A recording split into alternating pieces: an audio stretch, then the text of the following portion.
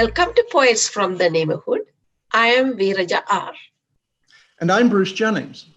We hope you enjoy the poems we'll be reading today, poems written by your friends and neighbors. The first poem is one of mine that I call Inland Sea. Realization strikes and stuns. Its natural icon is lightning, parting the darkness behind from the darkness ahead. So it was when he realized that their life together had been built on animating dreads after all. Hers had been abandonment, his rejection. Many ways out and no way in. A symmetry endured for so long, constructed out of two kinds of separation. Between them was the expanse of an inland sea, where waves do not roll smooth as they do across large oceans, but are serrated and jab ragged when revealed in unwarned flashes. So confined how they flayed each other in the loneliness of those waters. Dread transfuses hatred. He did not realize how profound hers was for him until her final illness had revealed itself as final after all. She threw words in his face one morning after a night of vomiting, hers, and anxiety, his, in place of sleep. Why did you let this happen to me? He had a terrible tendency to hear grammatically, and he was always wrong. He responded as though it were a question, but it was an accusation he had only begun to comprehend and for which he had no answer. The next poem, I Never Dreamed I'd Be This Old, by Barbara Young. Through the blue insoles of my supportive shoes, the heat pumps vibrations enter my bones. My heels are humming, my shins and knees. Tuesday, it augurs to rock me like a xylophone. The first crow flying over barks 5 times. 3 trail behind him, like puffs of black smoke, stamped against blue. Below the ridge, a train winds fright eastward behind 4 locomotives. Halfway through October, and green still clings, like light to the big oaks down the fence row. The bald cypress trees are red as fox. I am spectacular too.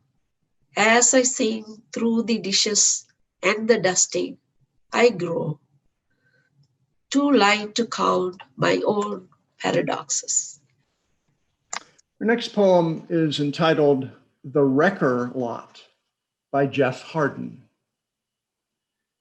After the latest town wreck, my mother would drive us past the wrecker lot to see the twisted shapes of metal, bumpers and back ends deranged, sharp edges glinting, passenger doors cut away to remove the dying, the already dead, the bodies we heard, sometimes burned beyond recognition.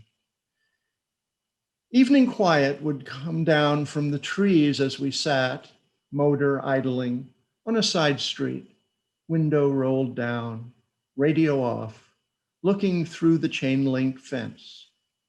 I imagined faces slammed against dashboards, necks snapped, door frames thrust inward, tears, brain matter, gas tank burst, ribs mangled, lungs punctured, the slow beginning of flames, the moment of recognition. I couldn't stop myself. Shouldn't someone enter the mind of a teenager facing her final moments?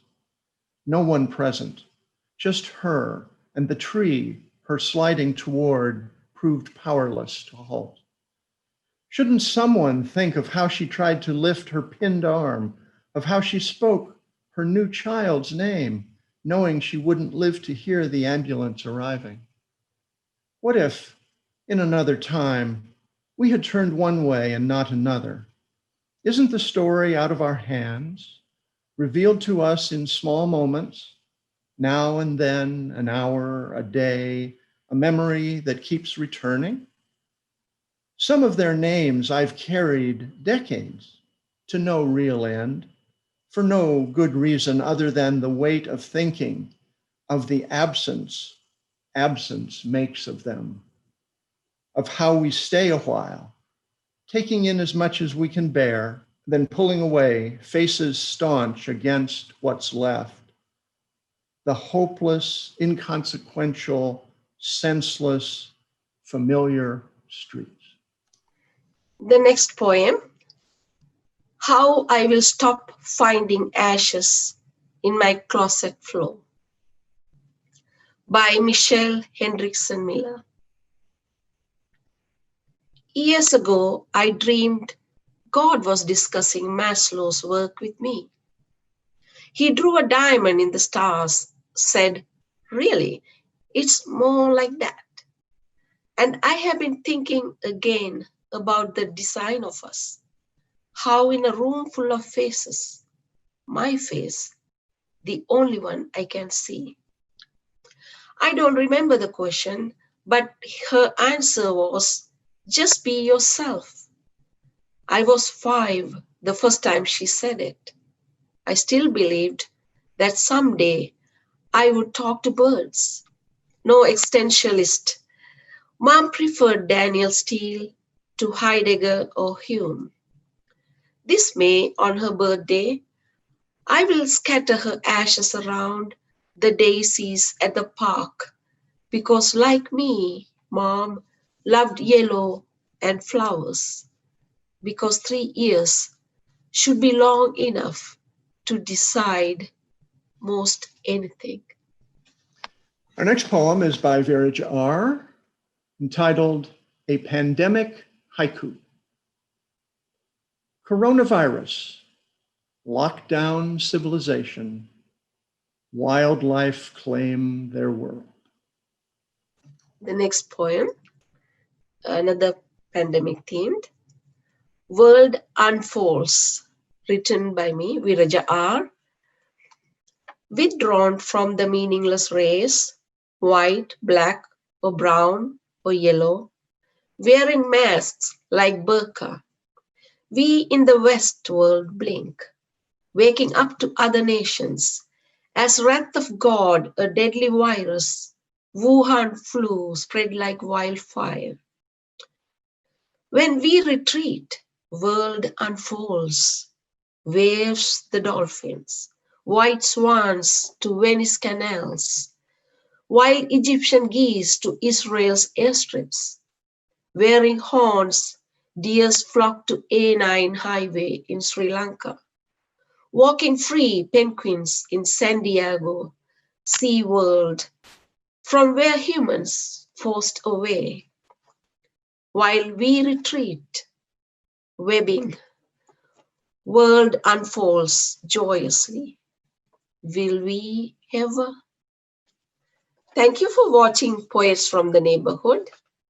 Hope you'll join us again soon.